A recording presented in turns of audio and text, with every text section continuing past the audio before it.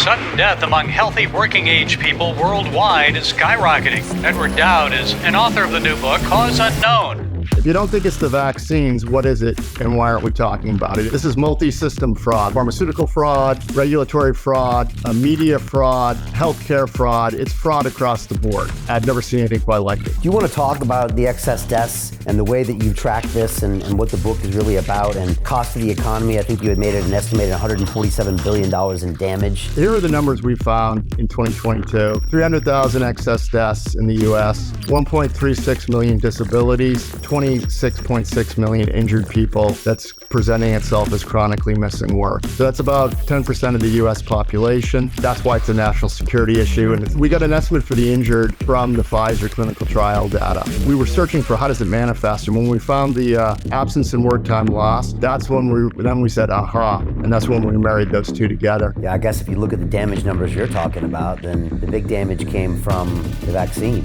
right?